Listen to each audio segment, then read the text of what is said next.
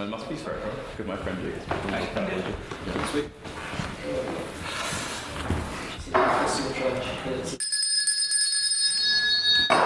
Members of the House, I welcome you to what is the third in our LitTalk series in conversation with Declan Lawn. Declan Lawn worked as an investigative journalist for BBC Television, including 10 years as a reporter on BBC Panorama. He left that career to become a screenwriter and director. Working alongside his creative partner, Alan Patterson, he has written and directed the multi-award-winning short film Rough, written by BBC hit show TV show The Salisbury Poisonings, and the feature-length film Free Guard, a psychological thriller starring James Norton and Gemma Arterton.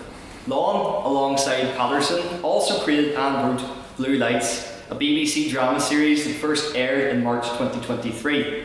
The first series followed 3 probationary police officers of the Police Service of Northern Ireland, PSNI as we know them, and the experienced officers who train, mentor and work with them. The second followed the same characters a year later as they tried to quell a loyalist feud in the city. Both series received high critical praise and viewership. A third series aired in September 2025, and a fourth series, excitingly, has been commissioned by the BBC. We are also joined by Katie Ward of The Gown, Queen's Student newspaper, and on behalf of the Society, it's my pleasure, Declan, to invite you to make your opening remarks. Hello everyone, it's good to be here with you all this evening. Thanks for coming out on such a miserable evening. So look, I think the format here is I'm going to speak for a very short period of time, maybe only 10 or 12 minutes, and then I'll speak with Katie and then I'll take any questions that you have. So I figured I might talk to you tonight about stuff that surprised me about becoming a professional writer, screenwriter, because it's not what I thought it was. I think all of us can have aspirations to do things with our lives and then do them, and it's very different. It's not worse, it's just surprising in many ways. I'd always wanted to be a writer since as far back as I can remember. I never really did it though, or rather I did it a bit in primary school, wrote little plays, but for most of my life after secondary school on, it was something I kind of lacked a lot of confidence in. I might try and write a short story and think it was absolutely terrible. I think I was probably right, they probably were terrible. But it was a long time, into my mid-30s, before I started writing seriously, and there were a few reasons for that. One was my father died quite young. He was 57. It's given me a bit of a kick in the bum to think about if you want to do something in life, you should probably get on and do it. Secondly, I met someone who had a lot of creative aspirations in Panorama, where I was working, Alan Patterson, who wanted to be a drama director, and I wanted to be a writer, and we really hit it off. And we started writing short films together, and that period between us starting and us getting something commissioned was probably about eight and a half years. So a long time of kind of quite a lot of rejection, quite a lot of failure. But I'll go on to talk to you about this in a minute when I come to things that are surprising. So the first surprise, true stuff is better than made up stuff. I thought before I became a writer that I would sit in a garden shed and have a great feat of the imagination and just write the most amazing things. But what I've found time and again is that the things that people have always responded to in our work always are the things that really happened, or a version of them really happened, or somebody really said it. So every time I get kind of good reviews or accolades about Blue Lights and people talk to me about particular scenes that resonated with them, I say, well, you know, that's kind of true. I do recalibrate a lot of things that I put in the show, but essentially it's all stuff I've heard or been told, and people really respond to that. So authenticity in Blue Lights and everything I do is really important, and there are writers out there who can sit in their garden shed and dream up worlds, but I'm not one of them. In fact, I still consider myself at heart to be a journalist. So we have to be authentic about police procedure, we need to be authentic about our characters. I'll talk about that in a second, but how our characters would act, how they would respond in certain situations. We have to be authentic about dialogue as much as possible and try and get across the way we actually speak in Northern Ireland. And all of that it's quite a job. So it takes about 4 months to research one series, where I'll talk to maybe 25 police officers, some lawyers, victims of crime, anyone who is in any way involved in my idea. I'll talk to them a lot.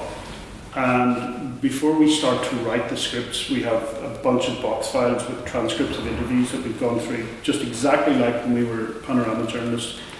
And we use those interviews to write the show. So, but the most important aspect of authenticity, I think, is as a writer, you've got to feel it yourself. It's got to matter to you, like every scene, not just every season, but every single scene. You have to think on some level, this is important, even to the extent of when you're writing a sad scene or a tragic scene or a traumatic scene, ideally you want to be emotionally engaged with that scene. And I try and make sure that I always am. So if I'm writing a scene and I'm not really feeling any emotions about it, I can be 100% certain that the audience won't either. The second thing that surprised me is that actually all good writing is just character writing. So sometimes people talk about the plots in Blue Lights in terms of how incredibly complex they are and how everything folds back in on itself. Those of you who have watched the show, there's no spoiler here, I don't think, but a very important character, Jerry, dies at the end of season 1, and it's way too late for spoiler alerts. That was 3 years ago, so sorry. So Jerry dies, and I was talking to the actress who plays Jen the other day, and she said, if Jen hadn't been in that car with him, he'd still be alive. And I was like, actually, Jerry's dead because of a sexual assault in a pub. And she said, what are you talking about? So I said, well, in season 1, there's a man who sexually assaults a young woman in a pub. The police are called. There's a fight afterwards. Jen gets a black eye. She goes home. She goes back to the station to get medical treatment. The inspector who she's having an affair with comes in to check on her. It becomes apparent to the sergeant that they're having an affair. The sergeant takes over the management of Jen and away from the inspector, sends Jen out the next day with Jerry. And I said, so actually, Hannah, it's because he's dead because of a dirty old man in a pub. And she's like, well, how do you make it that complex? And I was like, I never think about it. The only thing I think about ever is the character arcs. And so if you're ever going to become a writer, what you really need to do is create characters that you love and that you think about all the time, and that you're going to start them in a place at the start of the season, they're going to end somewhere else, and then it's just what stuff can happen to them to get them there.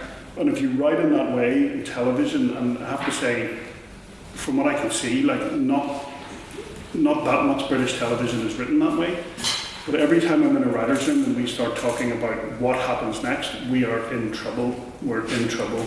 If you're talking about plot, at some point, maybe not today, maybe not tomorrow, but you're going to hit a dead end. So that surprised me, how important character is. The next thing was that it is the most collaborative art form in the world. As Katie and I were just talking about earlier, screenwriting is a bit like playing music, in that there are so many voices, so many people adding into it, that you become fundamentally a problem solver. So you're going to sit there with your first draft and get tons of notes from people who are just as smart as you are, or often smarter, who will have better thoughts than you do about the character trajectories and what should happen and the authenticity. And you had better listen. You'd better listen. You cannot be precious about your work.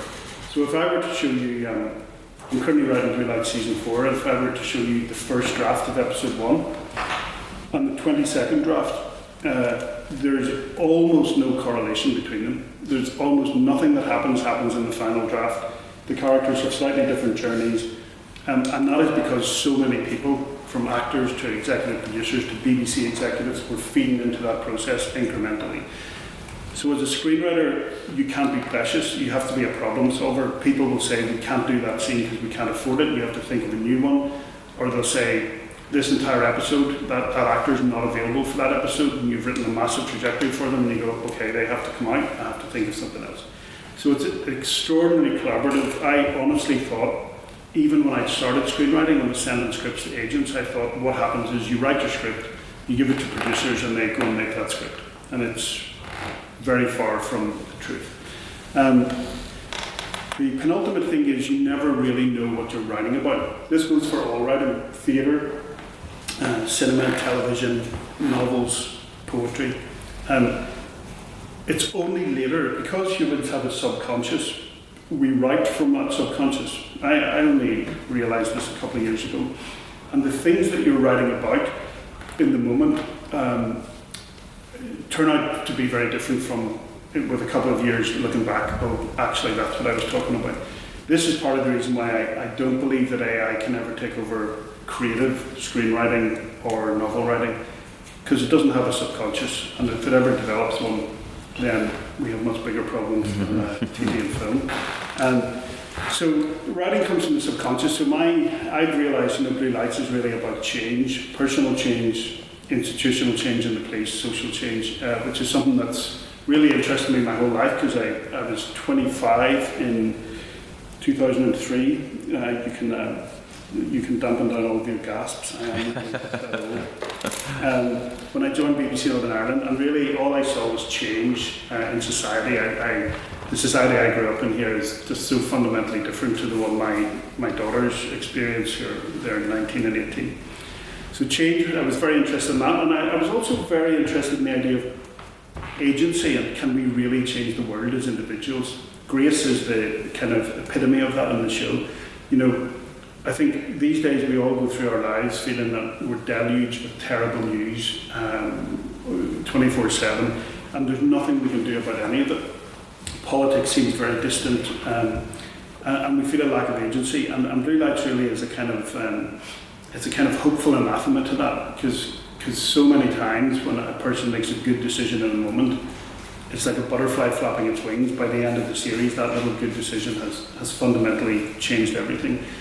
So I've realised that's kind of what the show's about. It's also, in a big way, about grief. I mean, this one was so on the nose, but Jerry, who died, my dad was called Jerry. They go through every series missing him, thinking about him. He has a massive influence, almost like a ghost in the show. And it was literally about 6 months ago where I was like, well, that was a very obvious metaphor there for what I was actually writing about. But you know, so that's another thing I've realised. You never really know what you're writing about until much later. And finally, I would just say that this might sound like a very pat and easy thing coming from someone who's had some success. And I remember many, many times going to watch talks from successful screenwriters and novelists and thinking, yeah, it's easy for you to say. But it's true. The writing might not be writing for you, might be something else, but the doing of the thing that you love and that you feel deep down in your heart you're best at and that you enjoy really is so much more important than the success that you're going to encounter from it. Because doing the thing for 8 years with no success completely, fundamentally changed my life. So I was still going to work as a journalist. I had aspirations to be a writer, but because I was going home most nights, 3 or 4 nights a week anyway, and writing, kind of expressing myself, I felt much lighter during the day. I felt much more optimistic. I felt, you know, God, I'm finally doing this thing that I always promised myself I would do. And that completely changed everything for me. There's a great letter written by the novelist Kurt Vonnegut, who's one of my favourite writers. And I'll leave you with this. So it's called The Letter to Miss Lockwood's Class. You should Google it at some point, because no matter what you're interested in doing, it's relevant.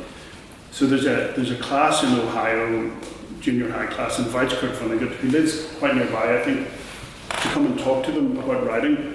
And he writes back and says, look, I'm in my mid-80s. I can't move around very well anymore, so I can't make it.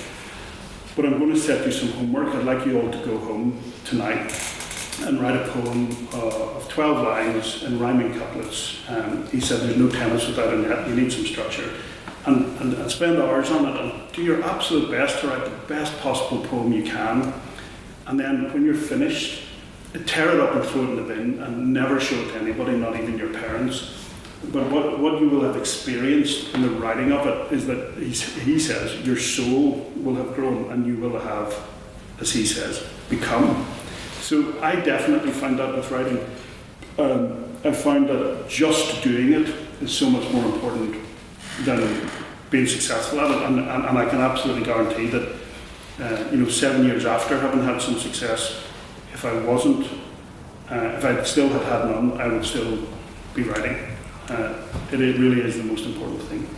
So that's probably a bit longer than 10 minutes, but Katie, you can do your worst or your best. But,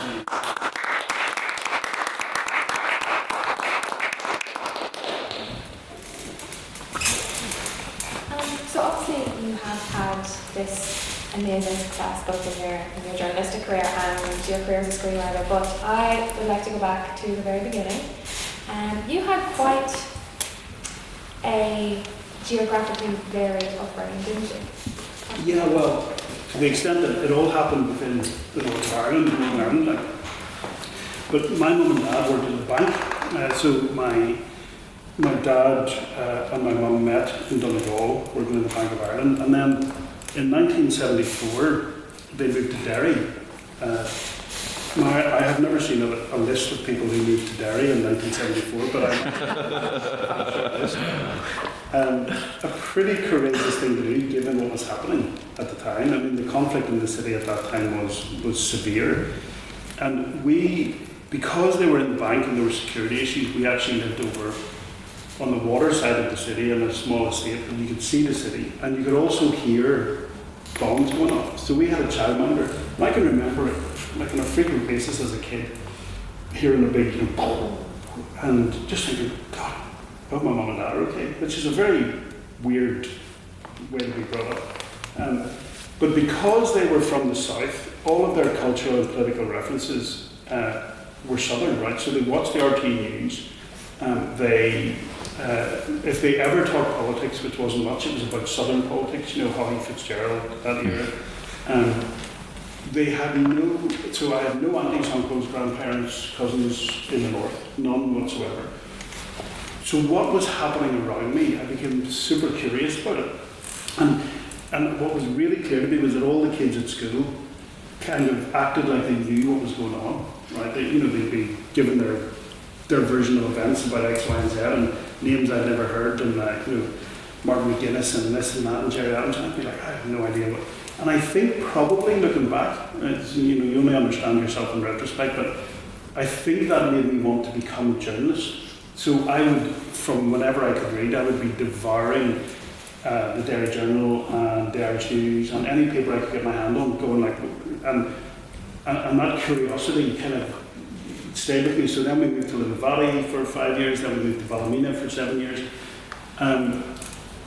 Ballymena is super different to Derry. It was a very kind of unionist Protestant ethos and culture. So again, I had this sense of the fact that the world is really made up of like narratives. And I'm not saying, bullshit narratives. I mean, like steadfastly held, earnestly believed narratives, but that nonetheless you can be in one place and the overwhelming sensibility is one thing, and then you can go to another one and it's completely different. That interested me. I think it spurred me on to become a journalist. I've probably never forgotten it as a writer. When I write nationalists and loyalists, I try not to judge anyone. So yeah, all of that led to me deciding I want to be a journalist, all right. But I have more courage about journalism than I did about writing. And do you think that courage came from that sort of education that you had growing up in all these different places, seeing these dichotomies? Yeah, I think journalism felt realistic, right? So I was a kid in, 1995, I was 18 doing my A-levels. I knew I wanted to do English, even though people in my school were saying do law, or I couldn't do medicine because of the A-levels, I chose more artsy, but they were saying do law, do accountancy, do something like that. I did hold firm on that one. I was like, no, I must do English. I just knew that because I loved reading, loved my English A-levels. But journalism felt kind of like a career or a profession, even to the people around me. That felt kind of solid and attainable. But I didn't know any writers. I mean, even when I was in my 30s, I didn't know any writers or drama directors or anybody in that world. And at that time, that world was essentially made up of kind of public school, upper class people in London who did the arts. It just wasn't I mean, the idea of being a writer was just, it was like saying I'm going to be an astronaut. In fact, I probably am going to be an astronaut. So yeah, the courage for journalism was just it felt more achievable. And the courage for writing came, as I say, like 20 years later. So you went off to Trinity then to do... Yeah, studied English at Trinity. Yeah, and then when you were in your 30s, you said you went back to Queen's to study law. I did, yeah. Yeah, was that kind of always the plan, or was it wrong way or spontaneous? So I did English at Trinity, and like you, got involved heavily in the university newspaper, so that was like my thing. I was loving it. Get to write a lot, get to interview a lot of people, and that love for journalism didn't leave me, or at least didn't leave me for a very, very long time. Because what I got to do, so I did a couple of years as a freelancer in Dublin, and then I applied for a job as a BBC Spotlight investigative reporter in Belfast, a job for which I was not qualified, should never have applied for. Had the most horrendous interview screen test process, which I'll tell you about if you want to hear an embarrassing story. So I did the application form and was amazed when they brought me to Belfast to do a screen test, right? And they put a camera in your face, and there's like 4 people like this in chairs looking at you. And you have to write a piece to camera and deliver it. It's like 30 to 45 seconds. Deliver it and try not to fluff it. And they tape it, and then they all think, oh yeah, he's quite good on screen, or she's good on screen, or whatever. And I'd never done it before. But the story was about the police ombudsman since 2002, and even though I can say now the word ombudsman, I can say it as many times as you like, in that screen test, I couldn't bloody say the word. So every time I got to police ombudsman, I go, police ombudsman, police ombudsman, and I developed an anxiety thing about it, right? So every time I got to the word, I would fluff it, and they'd go, okay, start again. And then every time they said start again, I was like, no, I can't do it. Anyway, like 13 or 14 times, I do it. And Jeanette, who I went on to work with a lot, who was the producer running the thing, took me out into the corridor and said, look, I'll tell you what, like you look good on screen, you're confident, you could, like just, next time you get to the word ombudsman, right, you're going to fluff it, but just continue, don't stop, just continue, and it's fine. So I do that, continue. And then about 2 weeks later, the editor of the programme rings me to say, Declan, I'm pleased to say you've got the job. I was like, oh my God. And so like, that's the good news. The bad news is you will never ever be allowed to do a story about the police ombudsman. That's your spotlight. I said I'll take that thing. So yeah, Spotlight was extraordinary, and within about 18 months, I'd made one Spotlight that Panorama watched and said, can you remake this for us? And then my whole career was like, I would do a few months here in Belfast and go to London for a few months. Travelled around the world. It was amazing. I mean, in Panorama especially, it was, for someone in their 20s who was single then, it was just like, it was a dream, because you'd be like, they've just invaded Iraq, can you go in and embed yourself? It is, can you go and embed yourself with, British troops? And I'd be like, yeah, like when do I leave? Or, just South America, Middle East, China, Russia. It was brilliant fun. Changes a bit, definitely, when you meet someone, get married and have kids. Different calculations came in, especially about the dangerous stuff. Suddenly I was like, I remember, being in like northern Lebanon near Syria at one point, and at that point I had 2 little girls who were 3 and 1, and I was like, you know what? I didn't know anymore if I would kind of take a bullet for this thing. Anyway, so much fun. But a frustration, the not writing frustration was always there. And I think I got to a point where I was like, I was salving myself with the idea that someday I'm going to write a novel, right? I was like, someday I'm going to do that. And almost the comfort of that, of saying to myself, someday I will, was better than actually trying to do it. I don't know if you understand what I mean, but like, you just tell yourself, oh, I'll do it someday, and then you don't have to bloody do it. It was amazing. That lasted for a few years. As I said, my dad's death kind of pulled the rug out from under that one. Meeting Adam, who had a fire in his belly about directing and writing drama, helped, because here was somebody in my face constantly saying we should write something. That helped. friend of mine in New York, Tom, I went to Godfather Day's kid. He said to me when I was there, he was a film editor, he said, you should be a writer, you know, that's what you should do. And that kind of, it was a kind of a confidence of things that eventually made me start.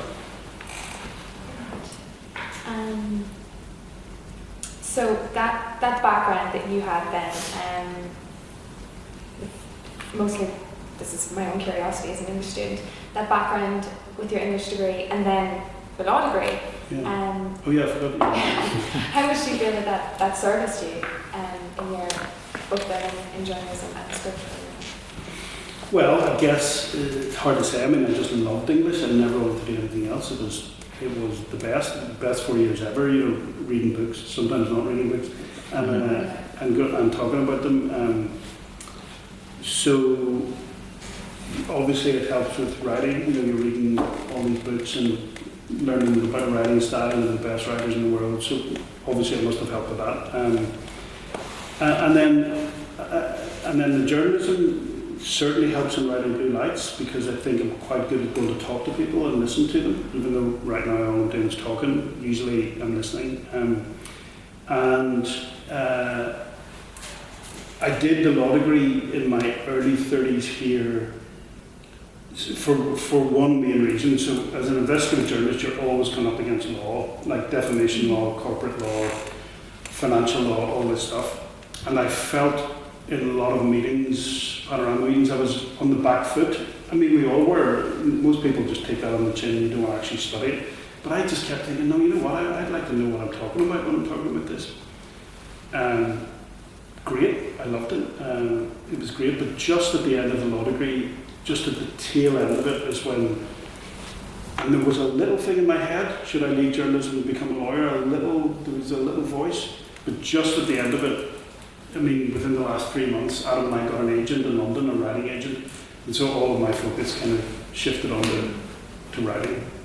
But I mean, even still, a law degree must be invaluable when you're writing Blue Lights and you're writing so closely about the law. It is to an extent, but it's funny, you know, it's funny, they say getting a law degree is like, it's like being a golfer and playing off zero handicap and playing off scratch. It's like, it doesn't mean you can be a professional golfer who goes to win the Masters.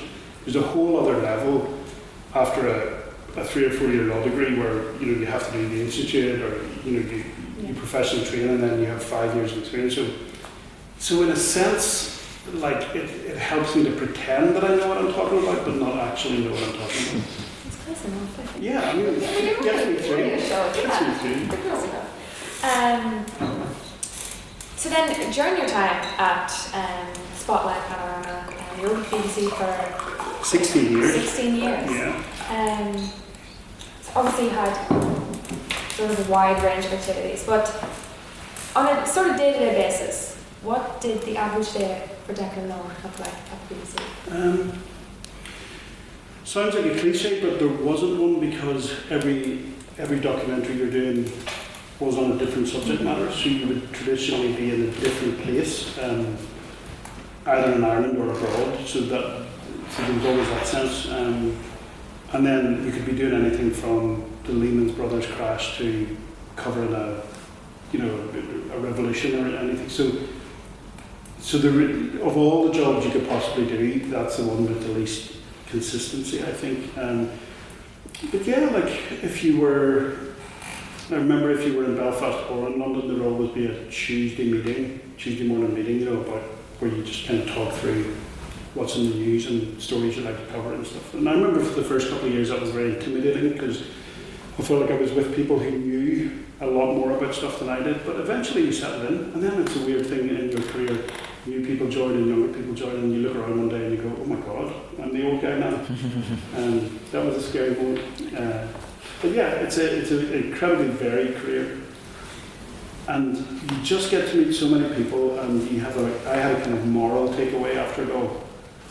And the moral takeaway was that, so most people in the world are good, or they're more good than bad, most of them. And I used to go to all these difficult places, and people would help you who had no reason to help you, or they'd go out of their way to protect you or look after you.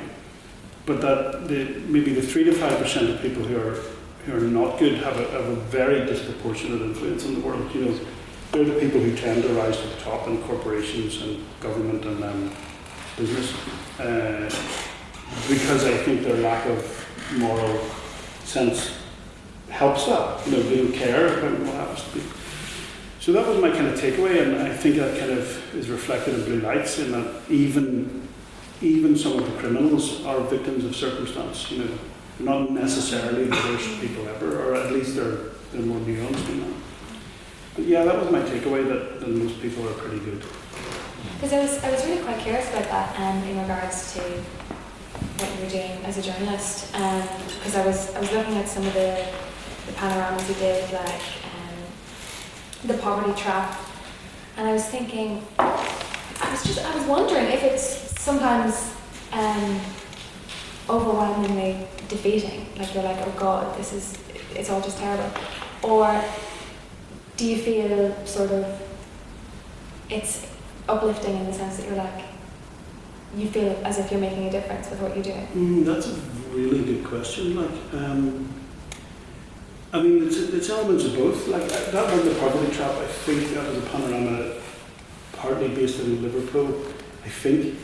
And I remember being on a very difficult estate for several weeks with a young woman who had, maybe in her mid-20s, she had 3 young children, and like life was extraordinarily tough. But we kind of, you know, we became friends with her, and you grow to admire her, and you realise her strengths as well as her failures. And so there's a part of it where you kind of, you tend to experience a lot of, I think, empathy with people in different situations that would be very easy to write off. But yeah, of course there's times when you get down and frustrated, and also times when you're looking at how narratives are created and you think that quite a lot of people are quite willing to just outright lie and not face any consequences. Like, I saw that in the financial crash. We were in early in Panorama and that, talking to Lehman Brothers. We were getting a legal letter from a very aggressive law firm every single hour, so they'd send a legal letter every hour, trying to intimidate us away from saying that there was anything wrong with Lehman Brothers. Of course, a few months later, people were carrying their boxes out of their desk.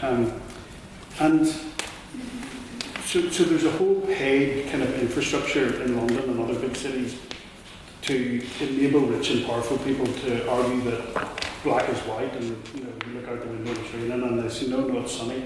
And it's incredibly blatant, and they make a lot of money out of doing it. So there were times when you think, oh my God, like the world is absolutely geared against telling the truth. I remember that in Iraq too, in September 2003, where we were driving around on the ground going, this place is falling apart, like there's a proper revolution against the British going on here. This is a proper insurgency. But to watch the news back home, it would be like, oh, you know, British soldiers walking around in their berets and pulling down Saddam's statue, everything's fine. And you just be like, no, it totally isn't. So yeah, I suppose if it made me cynical, it wasn't about people, it was about the way narratives are created. You see it now with all the Epstein stuff. Yeah, definitely. But were you able to feel then, like...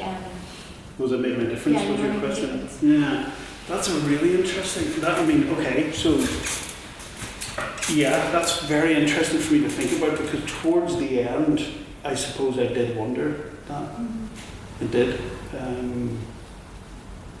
I mean, there was a couple of things that happened. I remember in Panorama, I'd been there, as I said, for many, many years, and they said to me, there's been a sewage leak in Wales, we'd like you to look at like kind of British water companies and dumping sewage. And I was like, I remember I did that 9 years ago, before you were editor. And they were like, no. I was like, yeah, I did literally the story 9 years ago, like, and literally, let's get it out and watch it. And they'd be like, well, do it again. And I'm like, okay. That's happening, maybe it's time to do something else. I don't know. I think, can journalism make a difference is a massive question that cuts to the heart of where we are at now. You know, oversaturation of information, a shameless society, those law firms and PR firms I was talking to you about. 15 years ago, if Panorama had done an expose on you, they would have had a completely different approach to what they would have been sending letters, putting you up for interview, trying to rehabilitate you. Now they just ignored the show, and the news cycle moves so quickly that you're on to the next thing, and people literally forget. So, like, say, I was smiling to myself yesterday when I heard that Angela Rayner was in the running to become Prime Minister. And I was like, she hasn't even settled her affairs with HMRC, right? She resigned because of a financial scandal that was a resigning matter. And it feels like that happened like last Tuesday.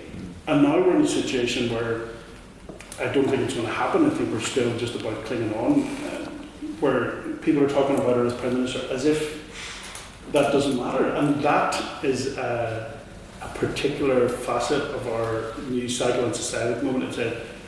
It's a thing that is the kind of the reconstitution of guilt and shame and infringement and infraction. It just doesn't seem to matter anymore. So your question, as you can probably tell, affects me a lot. I do worry about it all the time, that we no longer live in a society where there are any consequences. It's very interesting. But for kind of more excitement, when you were working with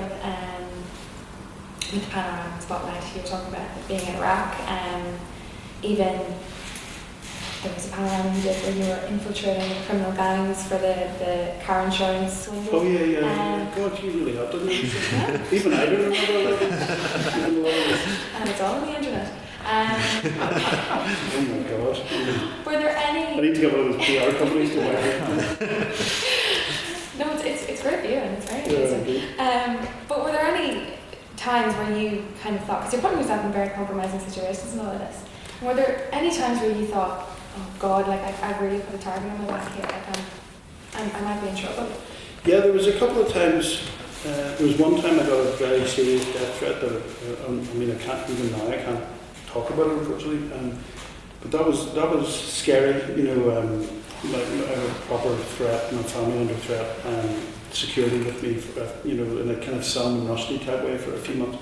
And there was a few times abroad where I thought, I think we did things then. My producer was in his 20s, I was in my 20s, the assistant producer was in her 20s. I think we did things then and took risks she probably wouldn't be allowed to take now. We were playing much more fast and loose. I remember we were investigating sex trafficking in a place where the UN was, and investigating whether certain UN staff were involved in it, and it was in Eastern Europe, Moldova maybe somewhere. It's weird that I can't remember the country because I remember the nightclub so well. Adam and I went in, not Adam and I, my producer and I went into this basement nightclub that was like a notorious kind of, like pickup joint where we were told that UN soldiers were going and these women were trafficked and stuff, and we got in and everyone was extremely scary. And there were little lights on the table that looked like candles, but they weren't candles, they were electric, and then they had some electric lights on the side, and we ordered a beer, and I was wearing a secret camera, and we were just kind of, trying to get footage of who was in there, and all the lights went out. And it was just pitch dark. I mean, it's a basement, right? So there's no, back then people didn't have smartphones either. So no phone lights coming on. It was just pitch dark. And I was literally waiting to be punched or stabbed or whatever. And we sat there for about 3 minutes, and we couldn't even find our way out. Do you know what I mean? Like, we had no idea where was the door. Was it there? And it'd be like if all the lights went off in here. We'd be like, where are we? And then they came back on. It was just a power cut. And I remember we left immediately, and I remember saying to the producer, like, this feels, this is like too much what we're up to here. But yeah, there was loads of times like that. But great. I mean, you got paid to do things and be places and see things that like places you'd never pay to go to. You'd never be a tourist in unless you're a crazy tourist. But it was great. It was all experience, And I sometimes I think back, what if I'd started writing creatively in my early 20s? And I genuinely think I maybe wouldn't have been as good at it because I kind of needed all that stuff to happen to kind of think eventually, maybe I have something to say. Well, I think that's certainly a lot more experience than most people have before they start writing. I don't think that happens too. I remember Stephen King talking about that. Yeah, well, he is a good writer.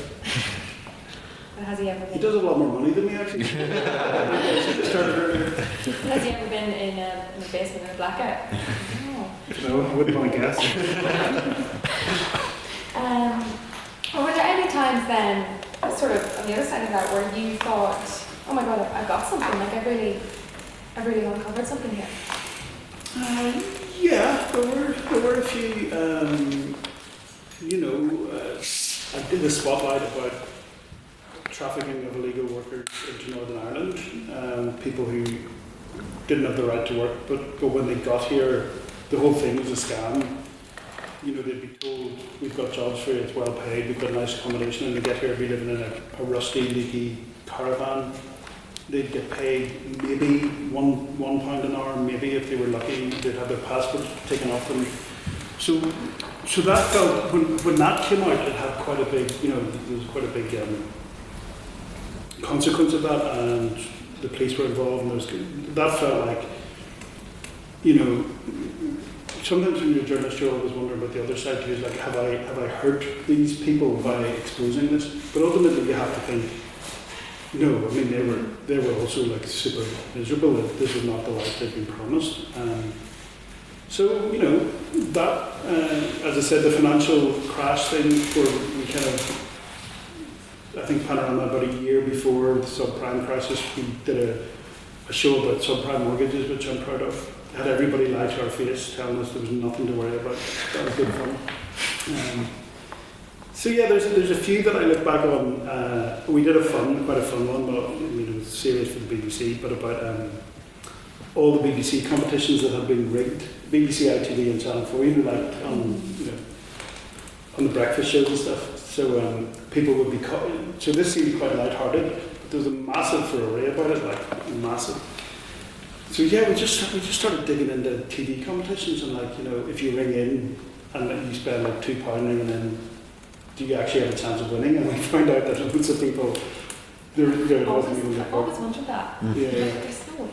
Yeah. So that was fun. I mean, we actually had fun making that one, even though nobody died in that, so we could afford to have a bit more fun making it. But yeah, there was a few that I look back on that I really enjoyed. But you seem to know more about them than me, so you must tell me later which ones I did. So then, that's shift away from the BBC to writing. You talked a bit about what sort of inspired that. What does that process look like when you're trying to break into? So it was an 8-year transition, as I said, 7 or 8 years. So first of all, Adam and I sat down and wrote a script for a short film based on a young man that he knew and had been doing a photo essay on. So he brought me to meet him, and this young man had been the subject of several punishment attacks, beatings, because he was dealing drugs. And we initially thought we'd like to make a documentary about him, but he was still committing so much crime at the time that we were like, we can't follow this guy because we're going to be filming drug dealing and all sorts of madness. So we wrote that as a short. That was where it all started, and then we kind of got the bug for it.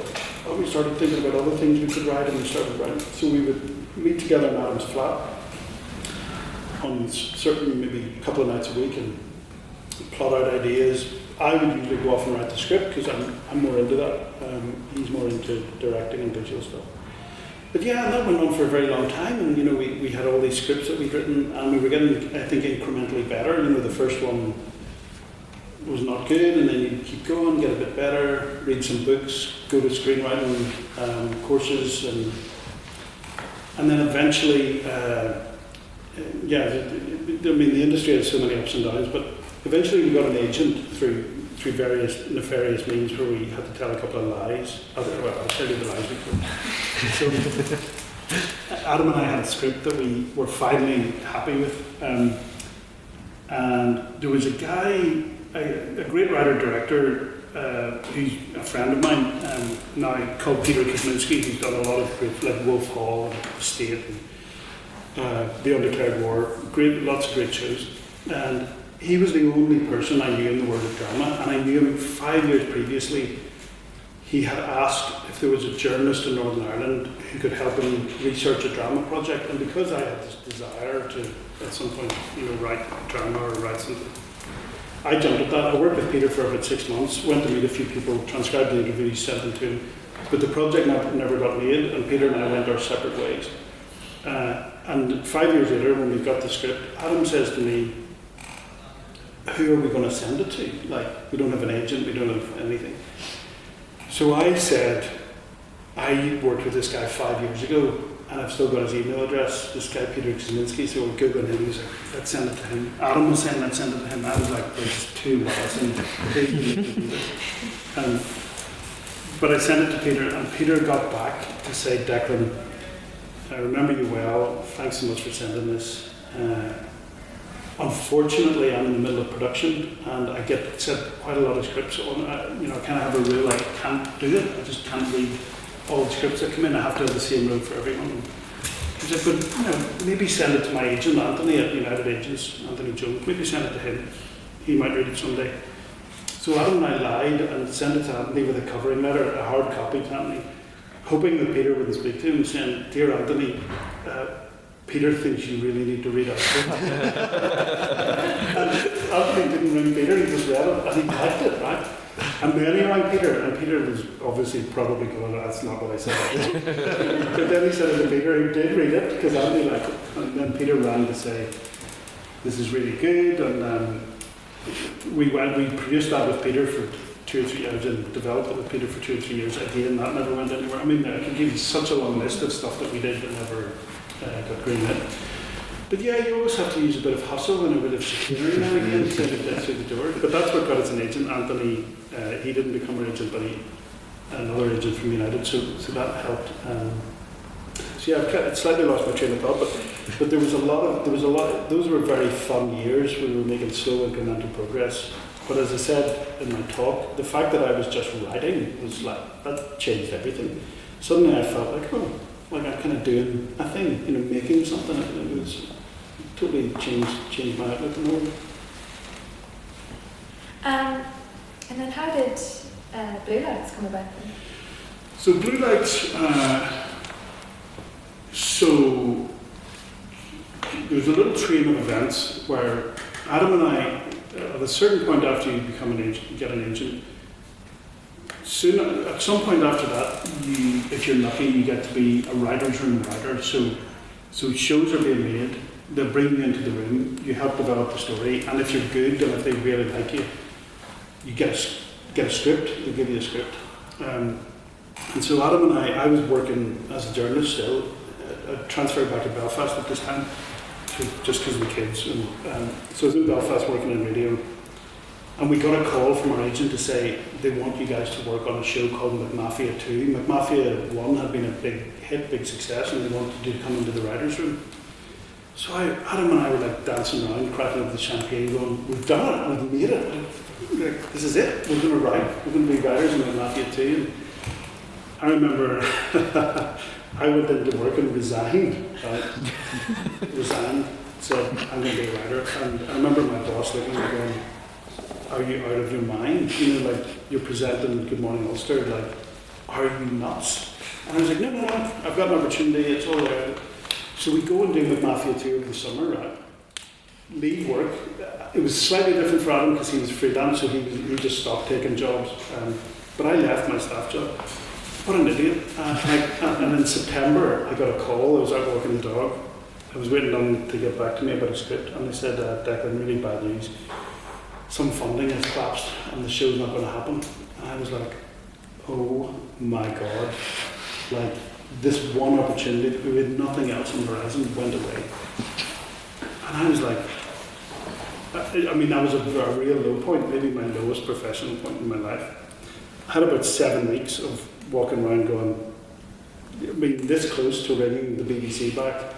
And bending me going, can I come back please? So close. And then out of the blue, you get a call from a guy who we met at a meeting, Toby Bruce, from Dancing Lead, she said, we've got a bit of development money. There's been this poisoning in Salisbury, Sergei Skripal. You guys are investigative journalists, aren't you? Like, how'd you like to go down there for a week and look into it and maybe write a script? So we were like, we grasped that opportunity with both hands. I mean, we were in Salisbury 2 days later, and we were there for 4 months, and at the end of it, we worked so hard to find the story there, and because it was our only, like literally our only chance to kind of earn money and stay alive. And then, so the Salisbury Poisons was commissioned, that came out, did really, really well, and that was our first kind of success, our first show on TV. And then everything changed after that. The BBC kind of wanted to know what we wanted to do next, which was the opposite of the tour, where we were kind of like knocking the door. And Louise, a friend of ours, Louise Gallagher in Belfast, came to us and said, I'd like to make a show about response cops. I've got this idea, response cops in Belfast. And with customary foresight and insight, Adam and I said, no, that's not going to work. So we basically turned it down. But she persisted, and she asked us to go and meet some response cops, and it was those meetings that changed our mind. We were like, these are very interesting people, interesting lives, interesting stories. And so we said, okay, we'll have a shot at it. And we researched that, brought it back to the BBC. They commissioned just one script, not the show, just a pilot episode. And then after we sent that in with a series Bible, we call it, like a synopsis of what's happening in the show, they greenlit it, and that was that. That's how it happened. So we went from like a situation of terror and anxiety within about 18 months to a situation of like, okay, this is working now. It's quite interesting that you turned it down at first and then decided to I thought it was just politically too hot. But then you changed your mind after you met. After I met the people, which kind of goes back to what I was talking about research and authenticity. And Adam and I, after Salisbury, we could have gone and done something set in the past or set in England or set somewhere else. We had the opportunity, but we were like, God, how often do you get a chance to tell a story about your own city in your own time? Like, never. So we just thought we should be courageous and do it, and I'm obviously incredibly glad we did. Because obviously you thought that was a very important story to tell. So what sort of effect did you hope that it would have? Like, what did you hope it would do? Well, I just knew that I'd seen a lot of shows coming out of here where people didn't talk like we talk, and where it didn't feel like my home city, and I wanted to write a show that felt real to me. That's all you could ever do, just felt real to me. And I wanted to write a show that was character based, not all about plot and like explosions and people getting shot. And that was it really. And when we were making it, even in the edit, we were quite moved by some scenes. We thought some performances were brilliant, but we had no idea how it would go down. And even on the first night it went out, back when we had the old Twitter, which was actually good and useful back then, you could always get a sense of the show, of what people thought of it, by just going on Twitter. And I remember the first episode was going out. Adam was in his house 10 minutes from me, and I was in my house. And I remember going on Twitter, and there was only like 6 tweets, and all of them were like, "This is a pile of shit." And I was like, "Oh no, it hasn't worked." And I remember ringing Adam going, "Dude, we had a good swing at it, but it didn't work. What we wanted to do, it didn't work." And he was like, "Yeah, should we go to the pub?" And I was like, "Yeah, should we?" So we went to the Declan Lawn. This is about 9, 25 past 9. The show was going out from 9 till 10. We lived so close to the pub that we were both there in 5 minutes. And we started having some Guinness. And then many weird things happened at 10. So at 10, there was then a deluge of positive tweets, right? At 10:01, 10:02. And I was like, holy shit, it's because they were watching it. That's why they didn't tweet about it, right? That's good, right? They were so invested. I know. I was like, that's amazing. Like, people were watching it instead of double screening. And then the other thing that happened was 2 reviews dropped within 3 minutes. One The Guardian and one The Telegraph, both 5 stars, both saying this is brilliant. And we were like, oh my God. So like 40 minutes earlier, we were basically going, what do we do next? To suddenly go, we know what we're going to do next, it's more of this. So it was mad, crazy. That's brilliant. Yeah, checking that was a good place for that.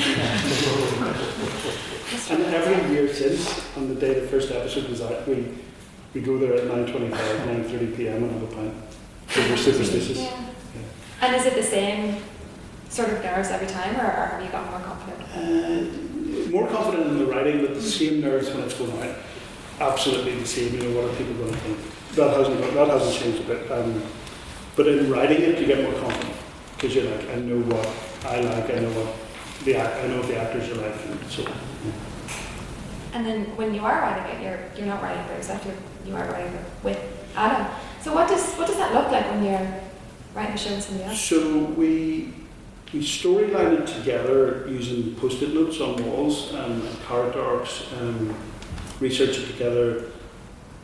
When it comes to write the draft, like the actual draft, I do it because I like doing it and I think it's kind of what I'm good at. And then he will come at it from the point of view of visuals, how it looks, how it feels, where the camera is. So he will give loads of notes about like. Sometimes he'll tell me to write entire scenes based on things he's seen in movies. You know, he'll show me the scene and say, let's write a scene with this kind of like, for instance, he brought me one from Hill Street Blues and said like, let's follow one character from the front door of the station, like right through up, and she's interacting with various people. So I just wrote that, you know, so it's quite a symbiotic thing. But when it comes to dialogue, I just love doing all that. And does it ever kind of come to blows, or is mostly on the same page? No, we've never really had a massive creative argument. No, we haven't. It's fun. Very lucky, so. I mean, we disagree, and Yeah. we say, oh, no, this would be better, man, or no, I think you're wrong, or I think, but never in a hostile way, and never in a way where we're pissed off. Just somebody generally prevails, and I go, okay, yeah, fair enough, or he does. And it's interesting you say that about him showing you scenes and shots for movies and stuff that he thinks you should replicate, because Blue Lights as a series has been compared a lot to shows like The Wire. It's been called Belfast, The Wire. I think Vulture called it the pit of cop shows. Yeah. Does that affect you then when you're writing in a negative or positive way? Like, do you think, God, I have to live up to this? Yeah, it does. I mean, you feel like it's very weird when you read headlines like, you know, Belfast Answer to the Wire, because that is one of the greatest shows of all time. And there's many reasons why, like, I don't think we are that, how can I put this right? I do think Blue Lights is really good, but the Wire is just such a total classic that I do squirm a little bit when people say, oh, The Wire, oh, no, because, you know, we have 6 episodes a season, we have a much lower budget. But there's similarities in outlook, you know, trying to look at a post-industrial city through multiple viewpoints, through character, not through action, not through plot. There's similarities. But yeah, it does make me like a bit uncomfortable because it's one of the greatest shows of all time. I haven't seen The Pit because I don't think you can still get it here. Or I don't think you can get it here yet. But it's amazing. Some of the reviews have been lovely. And you have said before that it's the reason for success, you think, is the fact that it's such a character-driven show rather than a plot-driven show.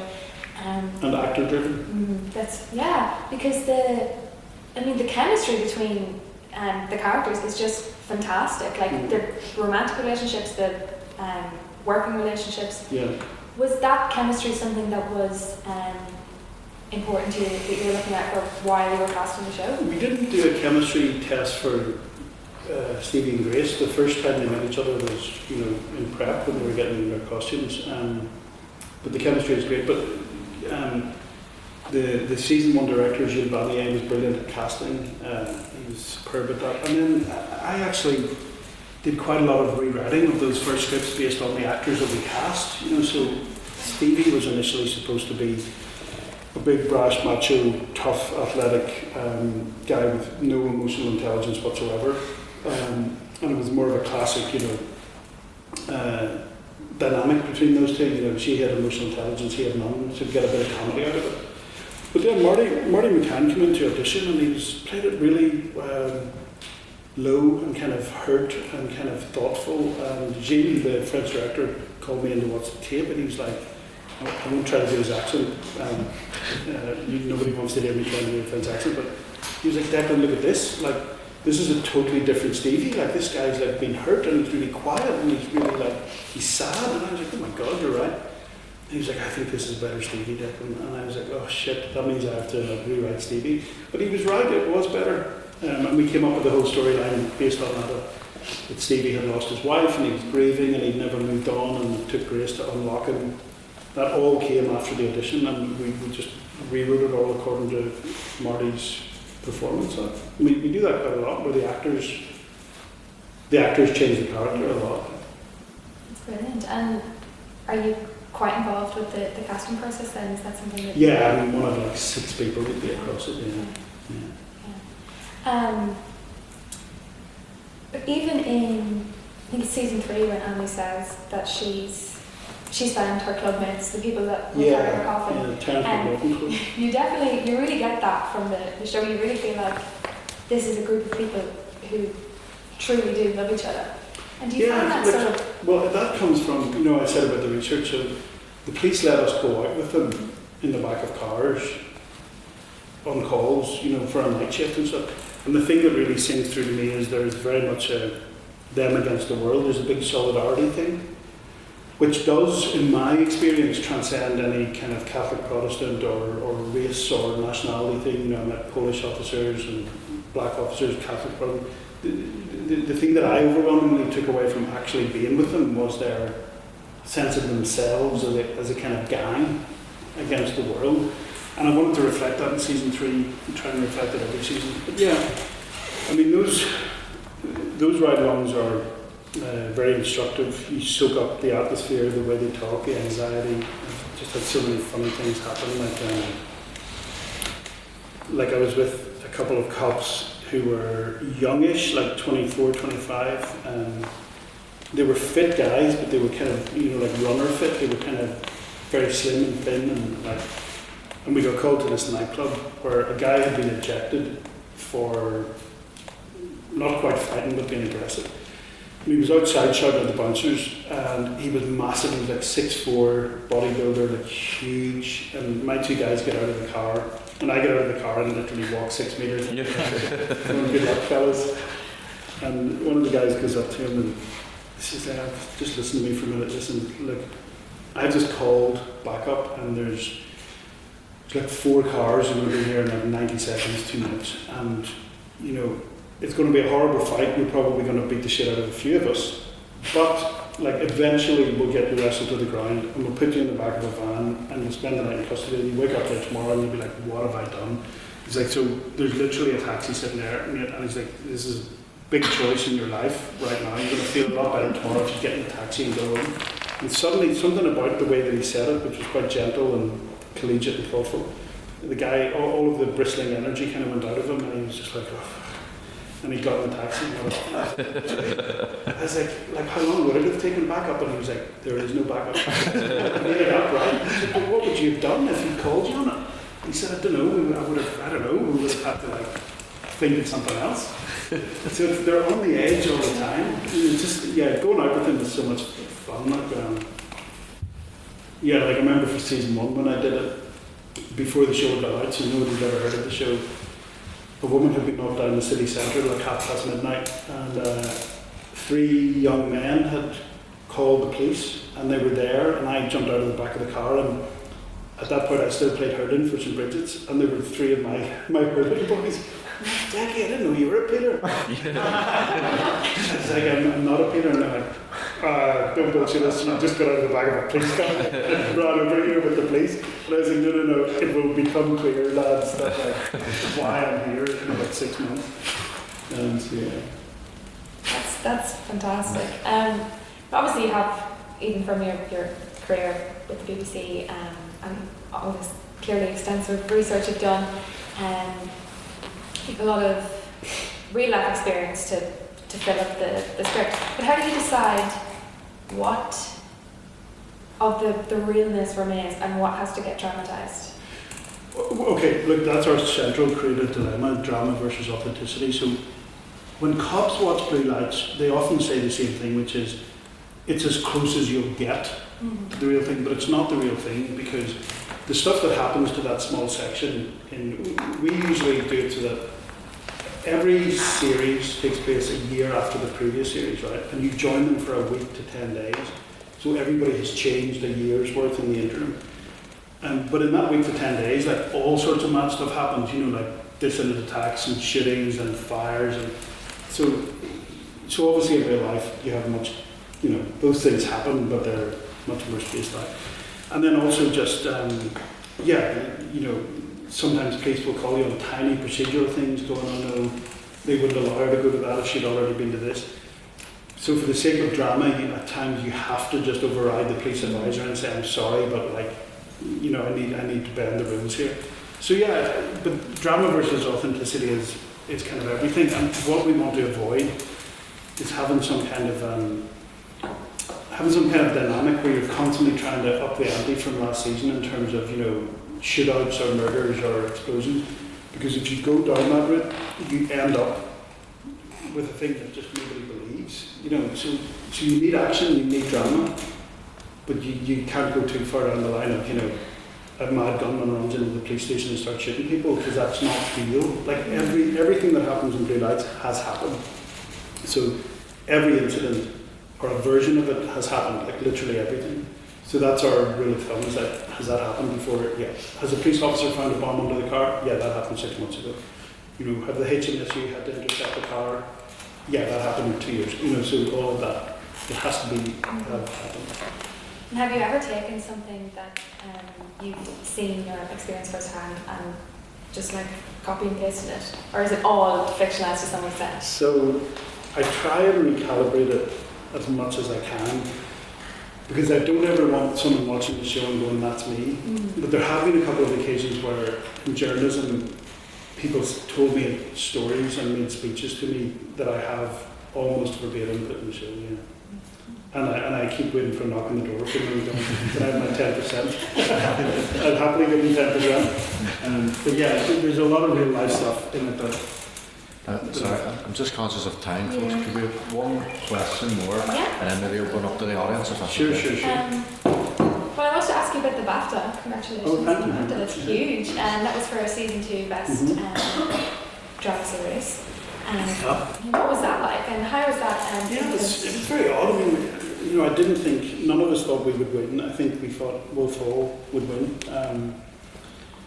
Incidentally directed by Peter Kuzminski, who was the guy that I bent the truth with. So, yeah, I mean, I know it's a cliche and everybody says this, but genuinely, we were very happy to be there and be nominated. And when they called our name out, it was like a proper shock.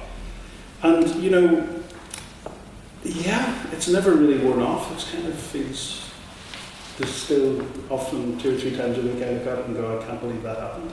Because it's such a narrow thread, you know, like you have to have a year where you could win it, where you're not up against, you know, something like Adolescence, which is going to win everything this year. You know what I mean? Like, there's a lot of things have to come right for you to actually win it, and so it might never happen again. Probability would suggest it will never happen again, but it only has to happen once, and then you can go around spoofing about it forever. Do you go to places and just show up? No, I would have brought it if anybody had. Well, that's been it, then. Thank you. Thank you for that. That was very great. I've got questions. If anyone has their question, please put their hand up and you can choose anyone. So. You'd be the ringmaster. Thanks for the great talk so far, a really interesting discussion. My question is sort of around the humanising nature of Blue Lights, because I think some of the things that really stood out to me was, for example, Annie, where it sort of talks about, like, it shows like someone who's from a Catholic Republican background in the PSNI, the different threats that she faces versus some of the other characters, and then you look in the second series and it's, you know, loyalist community who are terrorised by paramilitaries, and the sort of, when the police come to that town hall meeting or whatever it is, and they're like rile up against them saying, you've never done anything for us, you're only here now because there's a problem. I guess the sort of question is around how the extent to which you are sort of purposeful in aiming to show people who are either, the spotlight's not been put on them in the past. So, for example, those from a sort of Catholic nationalist background in the PSNI, or those in loyalist communities that are often looked down upon in different ways. The extent to which you try to bring out different characters and humanise different groups within society. Yeah, look, I mean, it's exactly what we're trying to do. So, spoke to a lot of Catholic officers in PSNI about their issues and heard a lot of difficult stories. I've spent a decent amount of time in journalism with loyalists, like a decent amount of time. I made one documentary with the Loyalist Band for like 3 months. Grew to know them and grew to like them, or at least some of them, and understand, if not understand some of their behaviour, at least understand kind of where they were coming from. And similarly, I've spoken to a lot of Republicans, former IRA members, some of whom who had killed people, some of whom who still to this day were justifying that as a legitimate, and others who I think were quite broken by the things they'd done. So it's just all of those experiences that I had in my life. Yeah, I try and do it, and as I said earlier, as best I can, non-judgmentally. It's not that I don't believe we should judge people, because sometimes people who have done and are doing heinous things need to be judged, but it's more a sense of like, there are many ways of looking at the word, many narratives, and there's many, I think, like earnest, good and decent people from all over the place, and that's also why it was important in season 3 to show a bit of South Belfast and the kind of professional apparatus around organised crime, people who think they're beyond the law, as many of them do. It is the agenda, it's part of what we're trying to do, is just not put anyone beyond redemption. I mean, even Tina McIntyre is not beyond redemption, the main criminal. I mean, people tend to love Tina. All they ever say to me is, don't kill Tina, or we will kill you.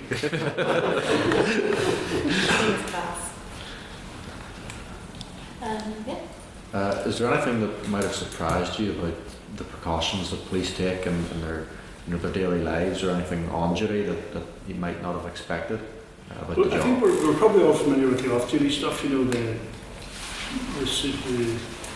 securitisation of houses and homes, and the way a lot of them don't tell extended family and friends what it is they do, even today.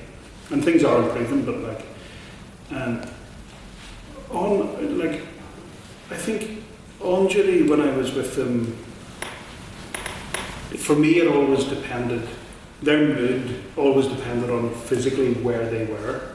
So you could be at a filling station on the Lisburn Road, or a shop on the Lisburn Road, and everyone's chill and they're going in to buy their sausage roll and it's all good.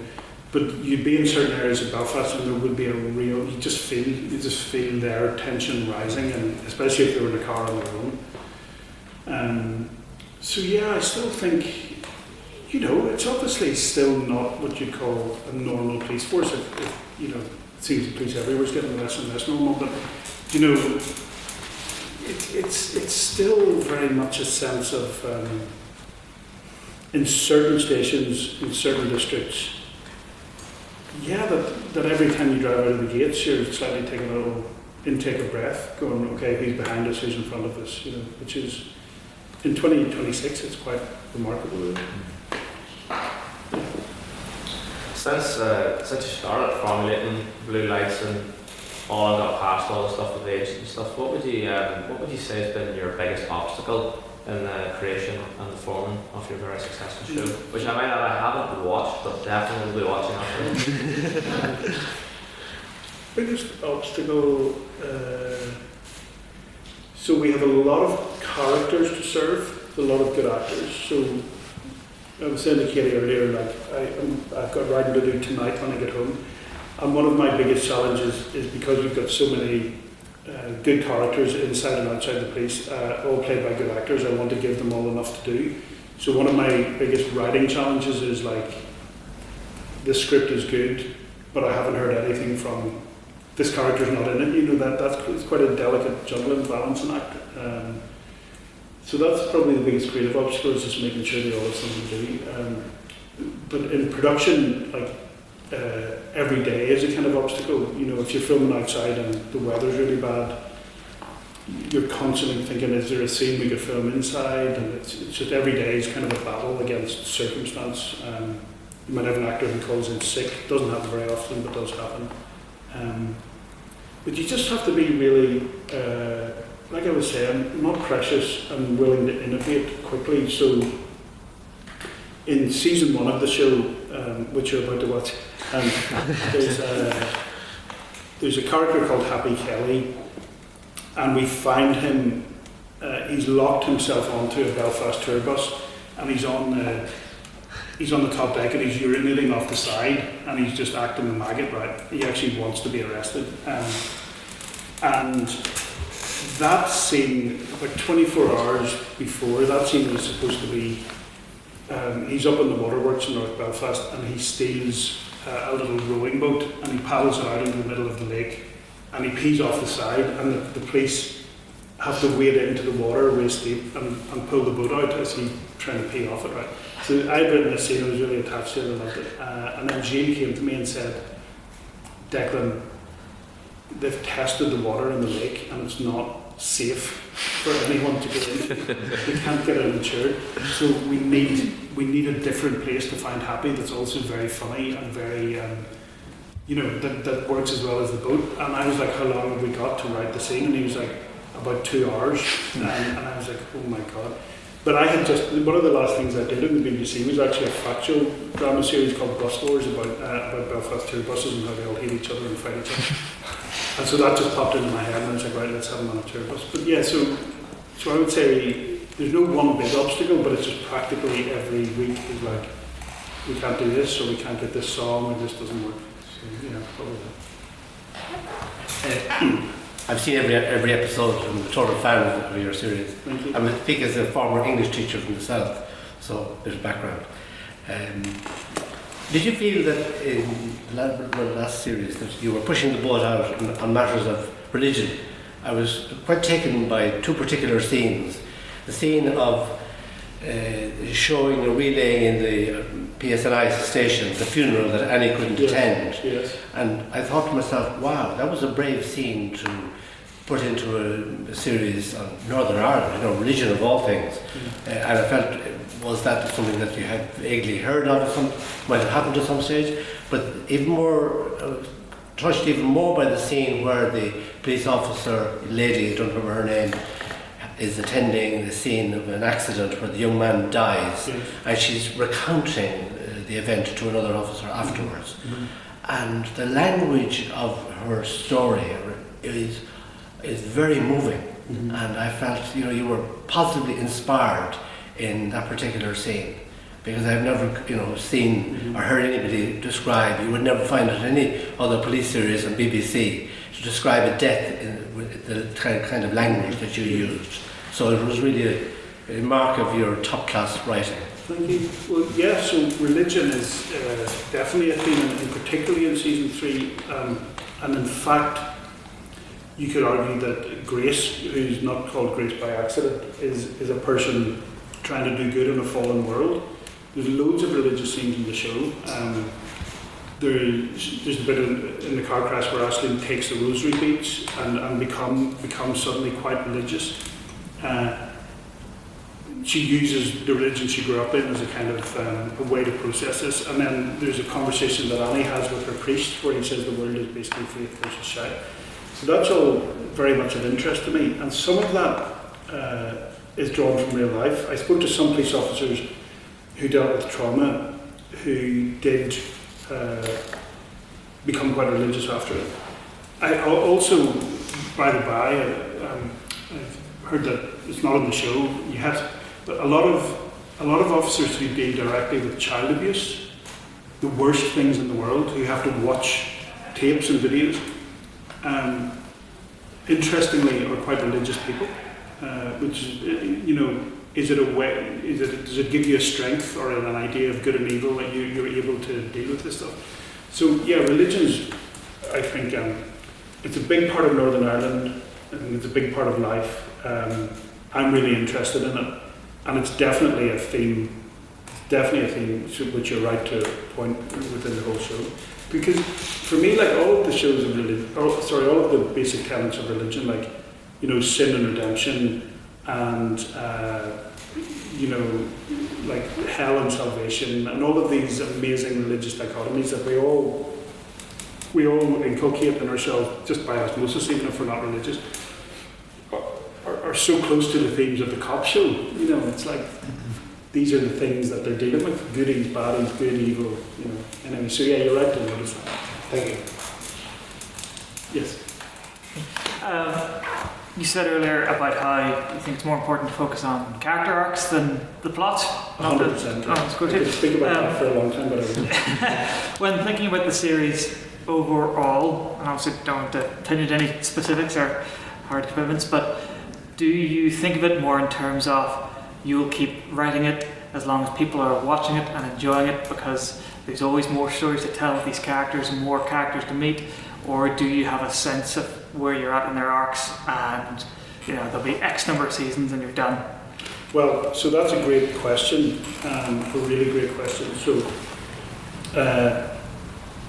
I don't want to make a single more series than I have creative juice in the tank for, right? I would so much rather turn my back on the world and the show and, you know, any benefits of it, and be able to look back in 10 or 15 years and go, that was exactly what I wanted it to be. And I do know a few shows that have gone on for too long, and, you know, once you get into the business of television, there are reasons and rationale to go, let's just keep doing it. Especially these days when, you know, there's not that many shows out there that are working. But no, I definitely do feel so because season 3 and season 4 were commissioned together,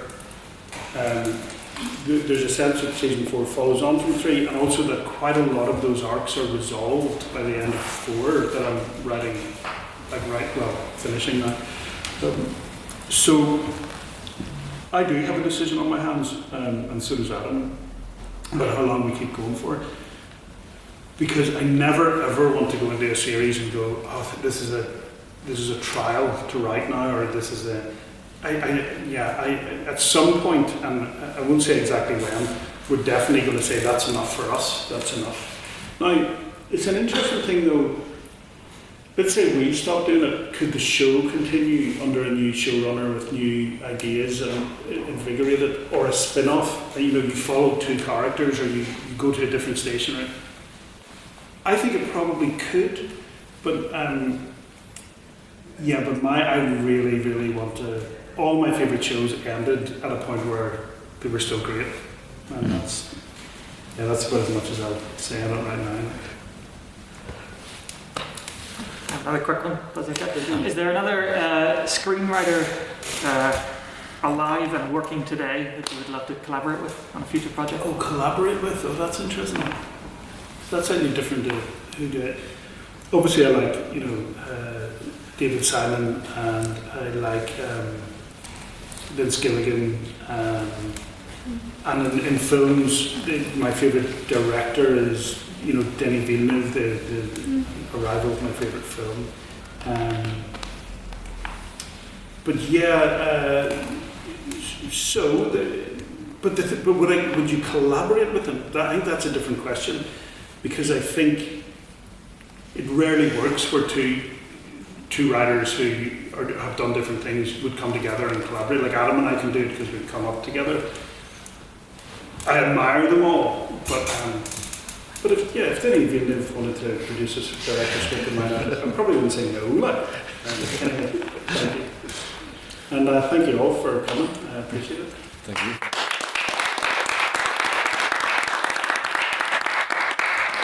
Thank you, Declan. There were some great takeaways from your talk tonight, in the same way that Blue Lights follows the PSNI. I think you touched on a different kind of PSNI that touches on authenticity and relatability. The P for presentation, in the same way that you utilise presentation in the speech and at the podium with the power to persuade. You utilise presentation in your screenwriting with the power to portray, and that brings us along to S the subconsciouses of each character, which you mentioned, but also S for soul, which you put into your work and which helps the viewer to resonate so much more with your series.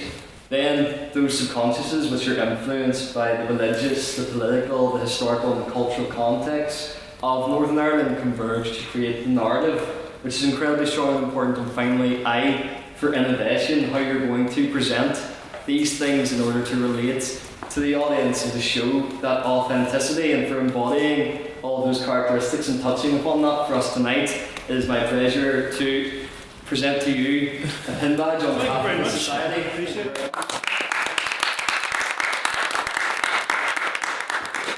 And finally, I'd like to thank all those who were involved in organising this fantastic event, to our events officer, James, to Katie Ward, our brilliant interviewer, to all of you for contributing to the discussion, and finally, once again, for Declan Lawn. Thank you, Declan. Thank you.